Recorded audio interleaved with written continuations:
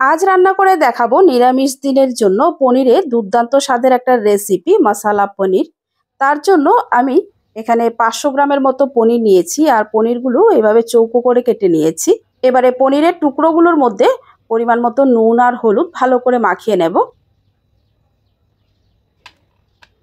এবারে আমি একটা মশলার পেস্ট বানিয়ে নেব। তার জন্য মিক্সি জারে নিয়ে নিলাম 1 মুঠো পরিমাণে কাজু বাদাম আর 3 চা চামচ পোস্ত নিয়ে এরপর শুকনো চালিয়ে একটু গুঁড়ো করে নিয়েছি। এবারে এর মধ্যে দিয়ে দেব মাঝারি সাইজের 2টো টমেটো। এরপর মিক্সিটা চালিয়ে একটা স্মুথ পেস্ট বানিয়ে নেব।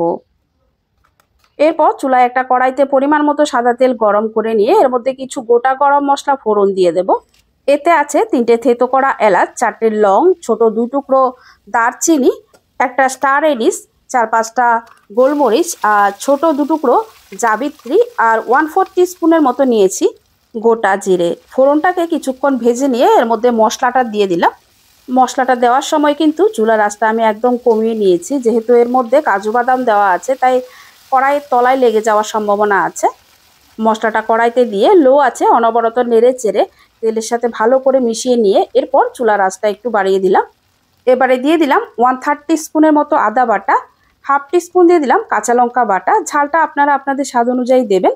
1/3 টিস্পুন হলুদের গুঁড়ো, 1/3 টিস্পুন দিয়ে দিলাম জিরের গুঁড়ো আর 1/3 টিস্পুন দিয়ে দিলাম ধনের গুঁড়ো। এরপর দিয়ে দিলাম 1/3 টিস্পুন কাশ্মীরি লঙ্কার গুঁড়ো আর 1/3 টিস্পুন দিয়ে দিলাম লঙ্কার গুঁড়ো। এরপর মশলাটাকে আরও 2 মিনিটের মতো মাঝারি আঁচে ভালো করে কষিয়ে নিয়ে এর মধ্যে দিয়ে দিলাম স্বাদ মতো নুন আর অল্প একটু দিয়ে দিলাম চিনি। মশলাটা দেখুন খুব সুন্দর করে কষানো হয়ে গেছে, এর থেকে কিন্তু তেল ছাড়তে শুরু করে দিয়েছে। এবারে এর মধ্যে আমি দিয়ে দেব মিক্সি জারটা ধুয়ে পরিমাণ মতো জল।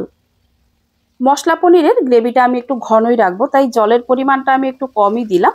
আপনারা যদি ঝোল খেতে পছন্দ করেন তাহলে জলের পরিমাণটা একটু বাড়িয়ে দেবেন। এবারে পনিরের টুকরোগুলো আমি ভেজে নেব। তার জন্য চুলায় আরেকটা প্যানে পরিমাণ মতো সাদা তেল ভালো করে গরম করে নিয়ে এর মধ্যে মশলা মাখানো পনিরগুলো দিয়ে এপিট ওপিট করে লালচে করে একটু ভেজে নেব। আমার পনিরটা ঘরে বানানো পনির, তাই আমি এটা ভেজে সরাসরি গ্রেভির মধ্যে দিয়ে দেব।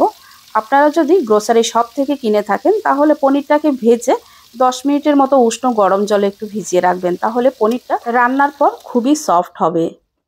পনিরগুলো আমার লাল লাল করে ভাজা হয়ে গেছে আর এদিকে গ্রেভিটাও আমার অনেকটাই ঘন হয়ে গেছে। এবারে এই গ্রেভির মধ্যে ভাজা পনিরগুলো দিয়ে আরও 2 মিনিটের মতো মাঝারি আঁচে রান্না করে নেব। পনিরটা আমার প্রায় হয়ে এসেছে।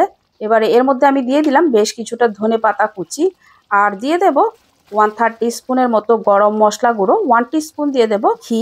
এরপর নেড়ে চেড়ে আরও 1-1.5 মিনিটের মতো রান্না করে এটা আমি নামিয়ে গরম গরম ভাতের সাথেই সার্ভ করব। এটা ভাত, রুটি, পরোটা, নান সব কিছুর সাথে খুবই ভালো লাগে খেতে।